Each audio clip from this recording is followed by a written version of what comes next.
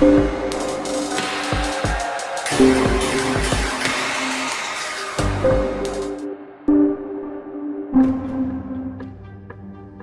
Sacco was born on April the 22nd, 1891 in Torre Maggiore, Italy. He would spend his childhood working on his father's vineyard, even resorting to sleeping in the field itself to stop the animals from destroying the crops. On June the 11th, 1888, when Sacco was only 7 years old, Bartolomeo Vanzetti followed, being born in Villa Falletto, Italy. They both would coincidentally leave their home country in 1908, but wouldn't actually cross paths for another 9 years. Sacco started his new life in Massachusetts, joining a training program for shoemakers. He actually did make quite a good living off of his work in a shoe factory, before marrying and having a son. Vanzetti had opted to move to New York City, but wasn't as lucky. He struggled to get work and bounced between dead-end jobs before relocating to Boston, Massachusetts, finding work as a fish peddler.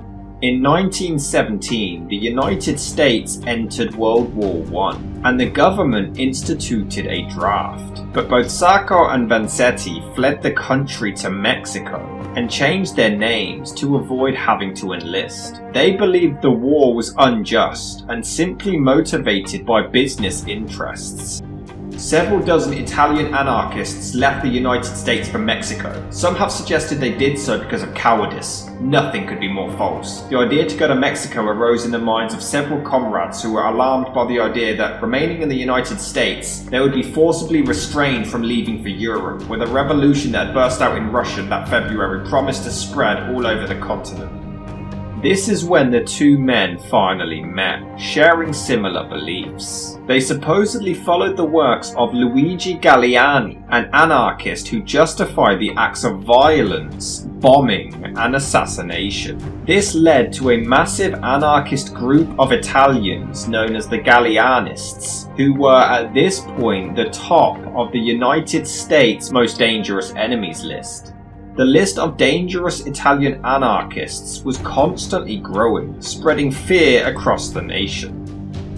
On June 2nd, 1919, the home of Attorney General A. Mitcha Palmer was bombed, killing Carlo Valdinocci, who was allegedly related to Sacco and Vanzetti themselves.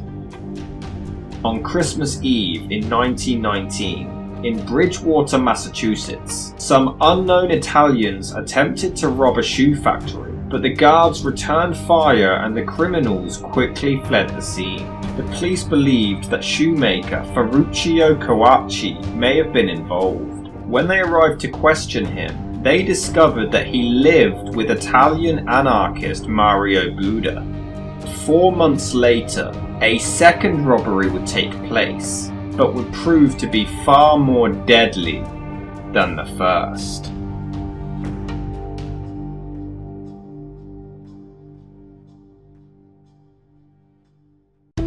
On April the 15th, 1920, at around 3:05 p.m. at the Slater Morrill Shoe Company factory in Braintree, Massachusetts, two men stole large steel boxes containing the payroll of the company, equating around $15,000 in total, and made a run for it. During their escape, they were confronted by security guard Alessandro Berardelli. As he reached for his gun, one of the men shot him 4 times. Nearby, paymaster Frederick Parmenter tried to escape when he was shot twice. Both men passed away. After the shooting, the criminals jumped into a stolen, dark blue Buick filled with other accomplices and made their getaway, whilst firing at other onlookers, but there were no more casualties. The car would later be found abandoned in the woods with several 12-gauge shotgun shells still inside, but the identity of these criminals proved a little harder to discover than expected. Upon examining Berardelli's body, they discovered 2 bullets but also at the scene of the crime, investigators found 4 .32 automatic brass shell casings and a Winchester cartridge, which had become obsolete and was discontinued years earlier. Due to their interest in him from the previous crime, Kawachi was again brought back up. The police investigated his home, but he wasn't there. Only Mario Buda was. They searched the home as Kawachi had allegedly owned a .32 Savage automatic pistol, but it was never found. Though a drawer did contain a manufacturer's diagram of a model 1907, which was the same pistol used in the murder. Furthermore, it was more than likely that a second vehicle was used for the getaway. Tyre tracks were found at the crime scene, and Buda owned a 1914 Overland, which could have been the car in question, but it remains unclear. But what also tied Kawachi to both crimes is the fact that he had actually worked for both shoe factories. On May the 3rd, 1920, fellow Galeanist Andrea Salcedo was found dead outside the US Justice Department's Bureau of Investigation office in New York City, having fell from the 14th floor. It was officially ruled as suicide, some suggesting he had previously admitted to being a part of the Galeanist group and killed himself out of fear of being targeted for the disloyalty, though some suggest he was killed because he knew who was responsible for the robbery and murder and had to be silenced. Just 2 days later, Ferruccio Kawachi arrived at a garage with Sacco, Vanzetti and Riccardo Orciani, who were all close friends. Sacco and Vanzetti were reportedly acting incredibly suspiciously, to the point they were actually arrested for it. But upon investigation, both men had no previous criminal record. Despite claiming they didn't own guns, they were found to have had firearms on them, and they were all loaded. They claimed they only had them out of fear of deportation after their previous flee to Mexico. But what was even more damning was that Sacco had a .32 Colt Model 1903 automatic pistol with several bullet cases that matched the obsolete ones found at the scene of the crime. Vanzetti, on the other hand, had a .38 caliber, which was extremely similar to the one that Berardelli had, but when his body was found, his gun was nowhere to be seen. No witnesses could confirm or deny seeing the robber take the man's gun, but it was never located. The two men didn't help their case, as they also continued to lie and denied visiting the garage that day and denied being associated with Ferruccio Kawachi or Mario Buda, despite these all being confirmed. They later claimed that they lied simply to protect those around them, as they were considered violent and dangerous foreigners. The next day, Riccardo Orciani was also questioned for the crime, but he was released as he was actually at work on the day of both robberies. Sacco was working on the day of the first robbery, but not the second. He was soon charged with murder. Likewise, Vanzetti had no alibi at first, and was also charged with the attempted robbery in December, as well as the murder for this one. The Italian community were outraged, as they felt they were being unfairly targeted for being foreign in a time where they were being criminalized. The Galeanists in particular were outraged and promised revenge. On June the 22nd, 1920, the trial officially began, and despite 59 people putting Sacco and Vanzetti at the scene of the crime, over 100 said otherwise, and provided an alibi of them being elsewhere at the time. 16 Italians claimed to have bought eels from Vanzetti in Eastertide due to their cultural traditions, whereas Sacco was supposedly in Boston applying for a passport. This was actually corroborated by the members of the consulate. The person who served him remembered this passport in particular because it had an unusual size which made it memorable, and he knew it was the correct day as he had to check with several members of his team, all observing the date. However, he was too ill to travel to testify in court, though he did provide a sworn written deposition. However, many witnesses who claimed to have seen them elsewhere tended to contradict each other's stories. Some also needed interpreters, causing a possible lack of communication, while others actually admitted to rehearsing their statements beforehand. Many saw them both in the area separately and together, and some even claimed to have seen Vanzetti inside the getaway vehicle, though other stories were inconsistent when describing his moustache. Others claimed to have actually seen Sacco shoot Berardelli, and salesman Carlos E. Goodridge claimed that he even pointed the gun at him at one point during the escape as well. Bookkeeper Mary Splaine claimed that she also saw Sacco in the getaway car, though initially she was unable to describe him accurately until about a year later. They did, however, refuse to let Vanzetti speak to defend himself, fearing that it would only make matters worse. This trial was huge, but they were fearing for the outcome and everyone's safety due to the anarchists' threats, to the point they bumped up security in fear of a bomb scare in the courtroom. On July 1st, 1920, the jury deliberated for 5 hours before finding them both guilty of armed robbery and murder. However, it turned out that the jury were unconvinced that the shotgun shells could actually kill a man, so they ended up tampering with the evidence, causing a mistrial. On July 21st, the jury deliberated for a further 3 hours before again finding both men guilty of robbery and murder. However, this caused an outrage, as Judge Thayer seemed determined to bring the two men down only due to their background and beliefs. It was believed that he was entirely biased and rejected numerous appeals to reconsider the sentence, even misquoting the two men in the trial itself. The public believed it was part of the United States government's plan to stop the anarchist movement that had been an increasing problem in recent years.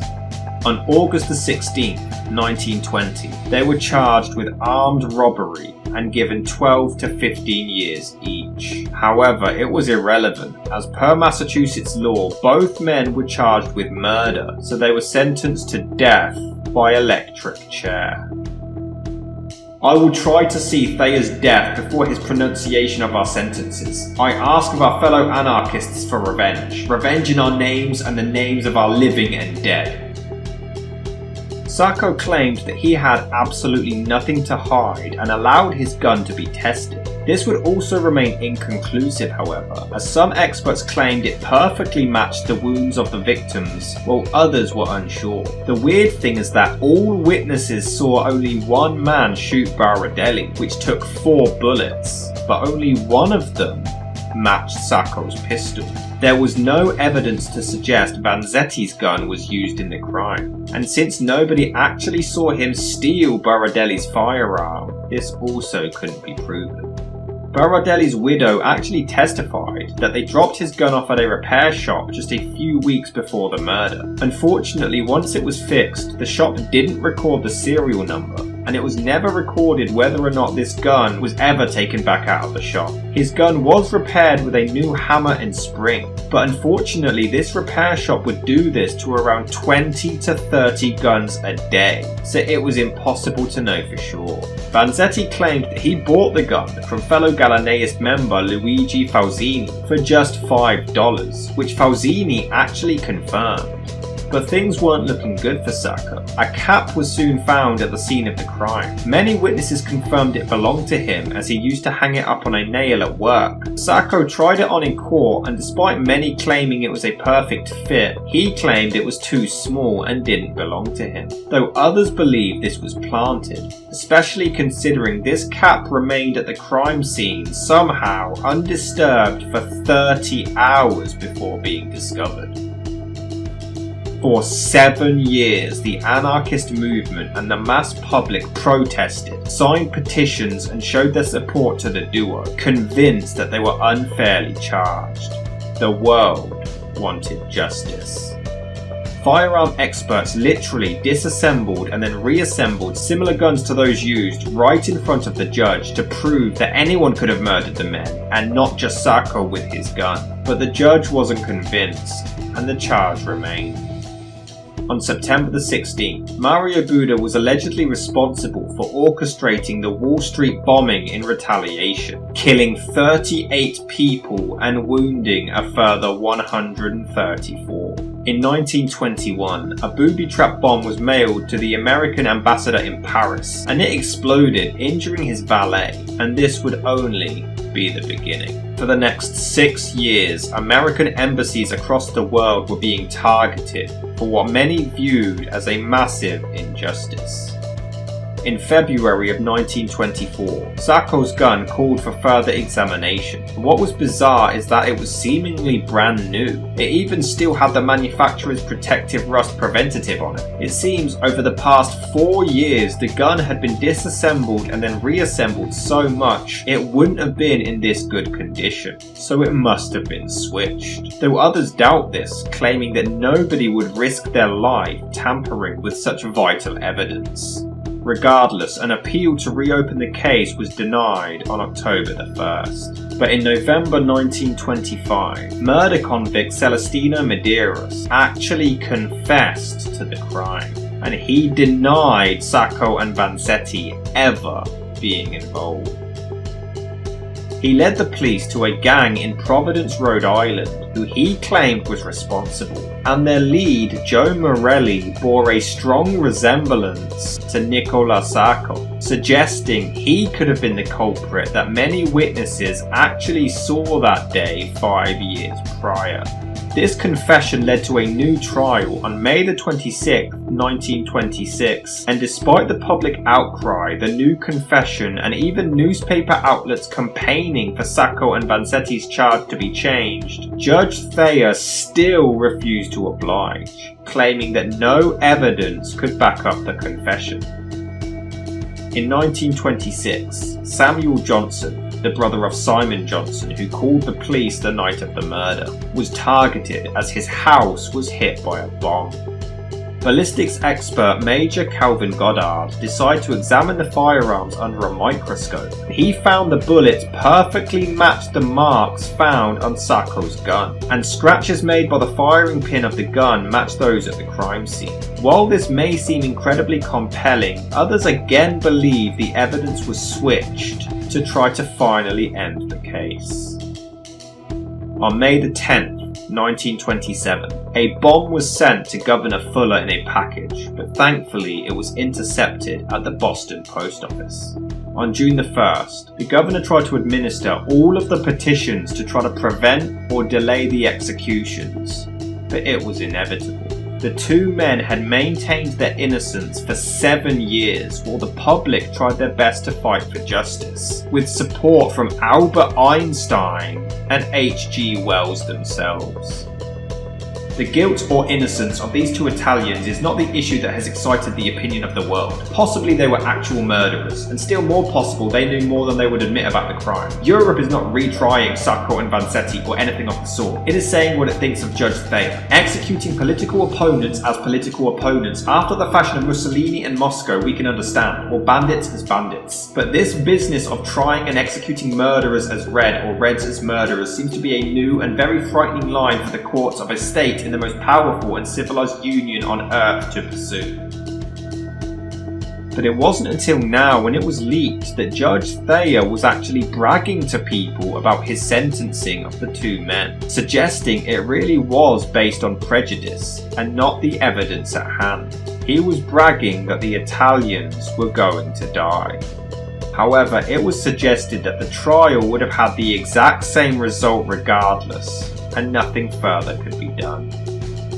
The jail chaplain admitted that he saw no guilt or remorse whatsoever from Sacco, whereas Vanzetti seemed intellectual and incapable of any of these accusations. He described Vanzetti as the type of person nobody would ever take along to commit these crimes.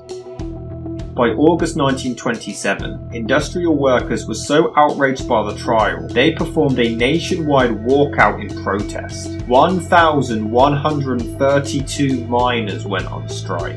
Factories closed, German protesters burned USA flags outside American embassies, and 20,000 protesters made their presence felt outside Boston Common. Michael Dukakis was so convinced that they were innocent, he even declared August the 23rd, 1977 as Sacco and Vanzetti Memorial Day. He refused to pardon them, as this would suggest that they were ever guilty to begin with. On August the 15th, one of the jurors' homes was bombed, and on August the 22nd, going into the 23rd, Nicola Sacco and Bartolomeo Vanzetti were sentenced to death at midnight.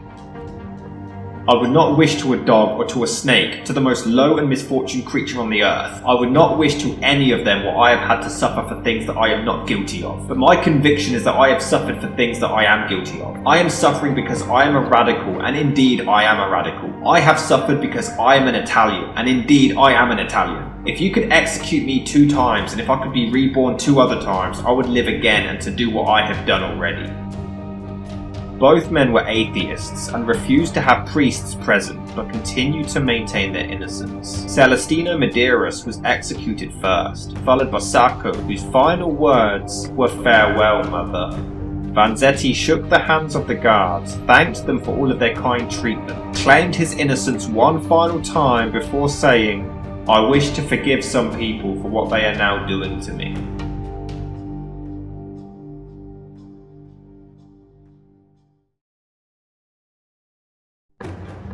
On August the 28th, the following week, 10,000 people showed up to mourn their deaths before they were cremated. Italian anarchist Severino Di Giovanni was a massive supporter of the two in Argentina, and just hours after they were sentenced to death, he bombed an American embassy. Just days after their death, Sacco's widow thanked him for the gesture. It would only continue on November the 26th, when he and some others bombed a Combinado tobacco shop, and on Christmas Eve he blew up the headquarters of the National City Bank of New York and the Bank of Boston. On May the 18th, 1928, the man who actually executed the duo was targeted, Robert Elliot, and his porch was destroyed by a bomb.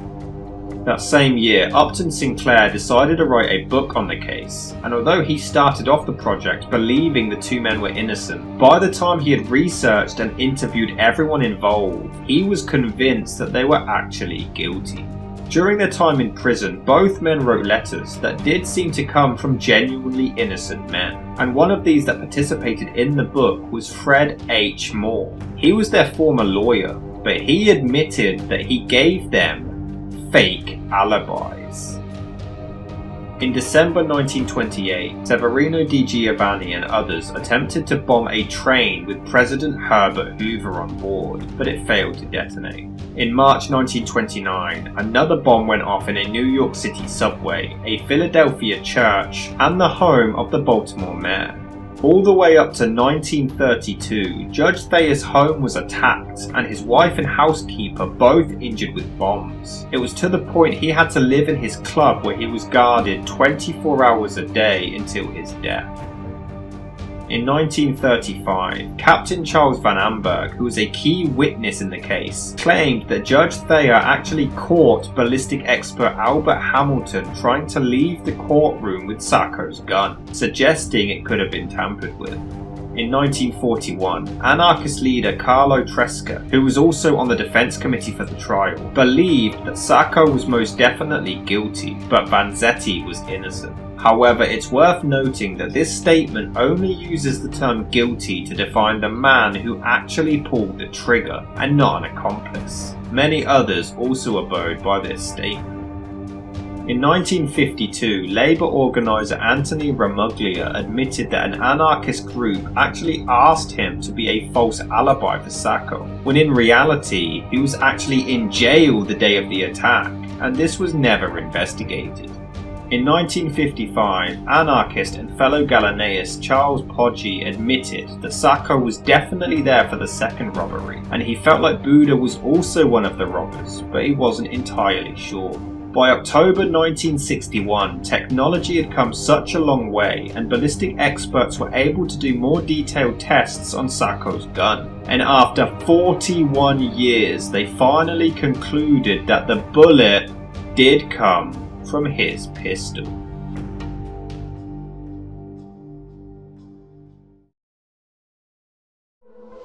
But despite this, in 1973, former mobster Frank Morelli, the brother of the aforementioned Joe Morelli, claimed that his gang did actually carry out the job. "We whacked them. We killed those guys in the robbery. These two greaseballs Sacco and Vanzetti took it on the chin." In June of 1982, anarchist Giovanni Gambera passed away, but on his deathbed, he told his son that Sacco was the guilty one, but Vanzetti he knew was innocent. A theory backed up by Charles E. Wazansky Jr., though in 1987, former Boston Globe editor Charles Whipple claimed that Sergeant Edward J. Seabolt admitted in 1937 that they had swapped the murder weapon, but he had died 26 years earlier and was unable to confirm or deny these claims. Were these men genuinely guilty of murdering two innocent people, or were they caught up in a biased corruption of the legal system? This trial was highly publicised and caused public outrage across the globe, with the two men still being debated about a century later. But whether or not they were murderers or simply anarchists falsely accused, the world will remain seeking answers.